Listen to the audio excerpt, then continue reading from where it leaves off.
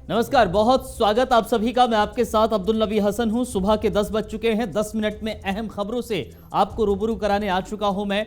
और आज की बड़ी और अहम खबरें कौन सी रहने वाली हैं, सबसे पहले आपको बताते हैं। दरअसल कोविड के बढ़ते केसेस के बीच में JK 24/7 न्यूज ने एक मुहिम शुरू की है। मास्क पहनो मुहिम किस तरह से काम कर रही है, आप कैसे जुड़ सकते हैं, तफसील से विस्तार से बताएंगे। वहीं जम्मू कश्मीर में छापेमारी लगातार चल रही है। NIA की छापेमारी अलग अलग जगहों में चल रही है।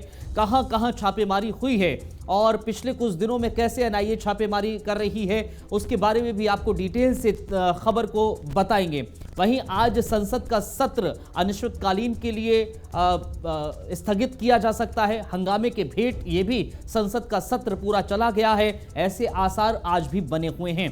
इसके अलावा आज आपको मौसम की जानकारी भी देंगे कि आखिर ठंडक किस तरह से बढ़ गई है, कड़ाके की ठंड कहां कहां पड़ रही है, किस तरह से पड़ रही है, उसका असर किस तरह हो रहा है। लेकिन शुरुआत बड़ी और अहम खबर के साथ करेंगे। बड़ी खबर दरअसल कोरोना के बढ़ते मामलों के बीच JK 24/7 न्यूज की एक अहम मुहिम देखने को मिल रही है।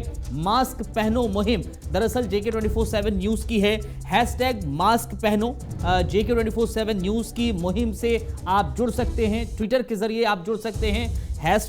#मास्क पहनो JK 24/7 न्यूज मुहिम से आप जुड़िए। आप JK 24/7 न्यूज के ट्विटर अकाउंट पर जा सकते हैं। वहां जाकर इस मुहिम के साथ जुड़कर रीट्वीट्स कर सकते हैं और लोगों तक जागरूकता फैला सकते हैं, क्योंकि इस वक्त जागरूकता बेहद अहम है। क्योंकि कोरोना के मामले चीन में जिस तरह से बढ़े हैं और देश के भीतर भी लगातार ऐसे केसेस सामने आ रहे हैं और ज़रूरी ये है, डॉक्टर्स भी यही सलाह दे रहे हैं कि आपको ज़रूरी ये है कि जागरूक होना है। और यही एक कारण है कि JK 24/7 न्यूज़ आपके लिए लगातार खड़ा रहा है और अब ये मुहिम दरअसल चल रही है। मास्क पहनो मुहिम है क्या एक्चुअल में, आपको हम समझाते हैं। दरअसल पाबंदियों का दौर ना लौटे उससे पहले हमें और आपको सावधानी बरतनी होगी। इसलिए हमने कहा है कि आपको मास्क जरूर पहनना है। अगर आप घर से बाहर निकल रहे हैं तो जरूर अपना मास्क अपने साथ रखिए, पहनिए। दोबारा ऐसे हालात ना हो जो आपने कोविड सेकेंड वेव में देखे थे, फर्स्ट वेव में देखे थे। इसलिए पहले से ही एहतियात बरतना जरूरी है। कर्नाटक में बाकायदा मास्क पहनना अनिवार्य भी कर दिया है सरकार की ओर से। तो ऐसा ना हो कि अलग अलग राज्यों की सरकारें जब कहें तभी आप मास्क पहने। इस वजह से JK 24/7 न्यूज कह रहा है कि आप मास्क जरूर पहनिए और JK 24/7 न्यूज की इस मुहिम का हिस्सा जरूर बनिए। इस मुहिम के साथ चलिए और ट्विटर पर जाकर हमारे हमारा ट्विटर का अकाउंट है JK 24/7 न्यूज का, उस पर जाइए और इस ट्वीट को रीट्वीट कीजिए, लोगों तक पहुंचाइए और लोगों को जरूर। प्रधानमंत्री मोदी ने भी दरअसल मास्क पहनने की अपील की थी और सरकार मास्क पहनना अनिवार्य करे उससे पहले खुद भी मास्क लगाइए। कोरोना के आंकड़े ना बढ़े इसलिए मास्क को अपनाना बेहद जरूरी है। हो सके तो दूसरों को मास्क देने का भी प्रयास कीजिए। आपके पास अगर मास्क है दूसरों को भी मास्क दीजिए।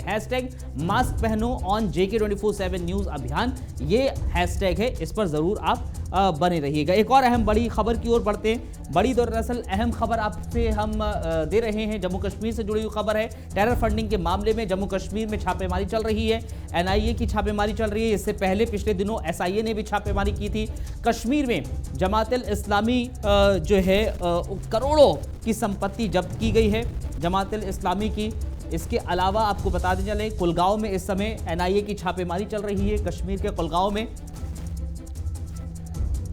अब्दुल हमीद भट्ट हमारे साथ इस वक्त सीधे जुड़ गए हैं कुलगांव से और ज़्यादा जानकारी हमें देंगे, हमारे सहयोगी हैं। अब्दुल, ज़रा बताइए डिटेल में कहां छापेमारी चल रही है, कितनी देर से चल रही है और अभी कितना वक्त लग सकता है? हाँ जी, ये सुबह सवेरे से ही बहुत काफी सारी जगहों पे NIA की छापेमारी चल रही है, जो कि सुबह सवेरे से इस ठिठुरती सर्दी में भी उनके छापेमारी अभी भी जारी है। तो कई जगहों पे वहाँ पे कम से कम 13 जगहों पे कुलगाम के इलाके में ये छापामारी अभी भी चल रही है, जिसमें हड़ीगाम, निलव, नरसिंहपुरा, हर्द, मंदगुरी और तकिया गोपालपुरा और कई जगहों पे ये छापामारी अभी इस वक्त भी जारी है। कई सारे ज़राए से हमने मालूम करना चाहा, मगर अभी तक कुछ भी जानकारी इस ज़िम्मन में हमें हासिल नहीं हुई है कि ये किस पे ये एनआईए की छापेमारी अभी इस वक्त चल रही है। मगर यही बताया जा रहा है कि टेरर फंडिंग के चलते ये जो छापामारी इस वक्त कुलगाम में जारी है। जी, बेहद शुक्रिया अब्दुल हमीद भट्ट, आपका जानकारी साझा करने के लिए बहुत बहुत धन्यवाद, बहुत शुक्रिया। एक और बड़ी खबर की ओर रुख कर लेते हैं। बड़ी और अहम जानकारी, दरअसल आज अनिश्चितकालीन के लिए स्थगित संसद हो जाएगी। आज चीन के मुद्दे पर आज भी हंगामे के आसार लगातार बने हुए हैं। विपक्ष आज भी संसद में चीन के मसले पर सरकार को घेरने की कोशिश कर सकता है। आज भी कांग्रेस इस मुद्दे पर स्थगन प्रस्ताव लेकर आएगी। दरअसल आपको बताते चलें, संसद का शीतकालीन सत्र चल रहा है, लेकिन चल नहीं पा रहा है क्योंकि इस शीतकालीन सत्र में चीन के मसले पर, अरुणाचल के मसले पर बेहद ज्यादा हंगामा हुआ। आखिर स्थगन प्रस्ताव जो कांग्रेस लेकर आने वाली है वो क्या होता है, समझिए। स्थगन प्रस्ताव लोकसभा में किसी मामले में दिया जा सकता है, कोई भी मामला हो सकता है, लोकसभा में स्थगन प्रस्ताव दिया जा सकता है। स्थगन प्रस्ताव सदन का ध्यान आकर्षित करने के लिए दरअसल पेश किया जाता है किसी एक मसले पर, किसी एक मुद्दे पर, जिसमें सरकार के खिलाफ निंदा भी शामिल होती है। इसलिए इसे राज्यसभा में लाने के बजाय लोकसभा में लाया जाता है। ये एक तरीके का टूल होता है जो कि सदन की सामान्य कार्यवाही को बाधित करता है। प्रस्ताव को स्वीकार करने के लिए 50 सदस्यों के समर्थन की जरूरत होती है। स्थगन प्रस्ताव के तहत चर्चा करने के लिए पीठासीन की हामी भी बेहद जरूरी होती है। पीठासीन अधिकारी उसका कारण बताने के लिए बाध्य भी नहीं होता है।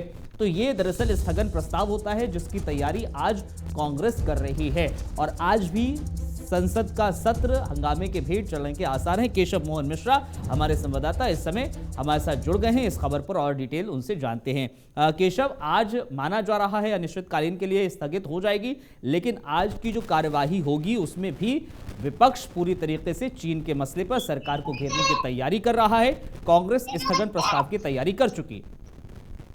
देखिए, बिल्कुल जिस तरीके से लगातार ये मुद्दा लगातार एक चर्चा का विषय रहा है और सदन में कई मर्तबा विपक्ष जो है चर्चा की मांग कर चुका है। स्वयं राजनाथ सिंह गृह मंत्री हमेशा इस पर अपना बयान दर्ज कर चुके हैं, लेकिन विपक्ष लगातार इस मसले पर लगातार सरकार को घेरता हुआ दिखाई दे रहा है। हम देख रहे हैं कि लोकसभा राज्यसभा में लगातार विपक्ष भारी भरकम हंगामा कर रहा है और उसकी वजह से चर्चा बाधित होती हुई दिखाई दे रही है। गौरतलब ये भी है कि जिस तरीके से लगातार कई मर्तबा चर्चा न हो पाने की वजह से सदन जो है वो स्थगित भी हुआ, भारी भरकम हंगामा भी देखा गया, लेकिन अभी भी जो है कहीं ना कहीं चीन पर स्थिति न क्लियर करने का आरोप एक जो है वो केंद्र सरकार पर इस वक्त विपक्ष लगाता हुआ दिखाई दे रहा है।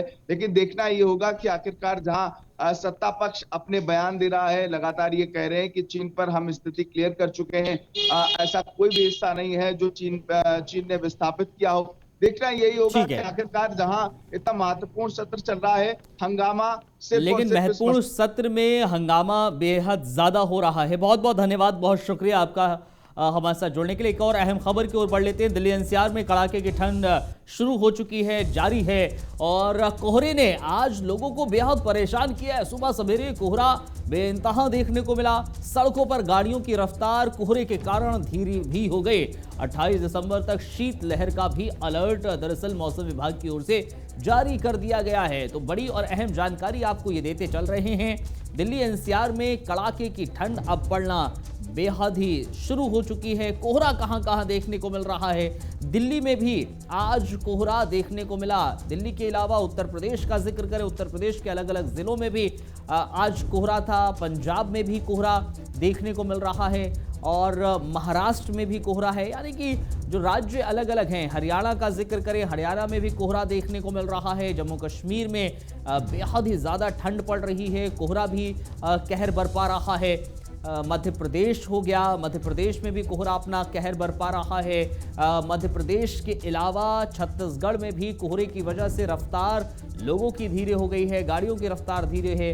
राजस्थान में भी कोहरा अपनी दस्तक दे चुका है। तो ये दरअसल वो जगह है जहां पर कोहरा आज भी पड़ता हुआ नजर आ रहा है। एक और अहम खबर की ओर रुख कर लेते हैं। बड़ी और अहम जानकारी दरअसल आज आपको देते चले, पूर्व प्रधानमंत्री चौधरी चरण सिंह की जयंती आज है। पूर्व प्रधानमंत्री चौधरी चरण सिंह की जयंती है। मुख्यमंत्री मनोहर लाल ने चौधरी चरण सिंह को नमन दरअसल आज किया है। अन्नदाता और ग्रामीण भारत के उत्थान के लिए जीवन समर्पित उन्होंने किया, ये मुख्यमंत्री ने कहा है। तो आज मुख्यमंत्री मनोहर लाल पूर्व प्रधानमंत्री चौधरी चरण सिंह की जयंती पर उनको नमन करते हुए नजर आए।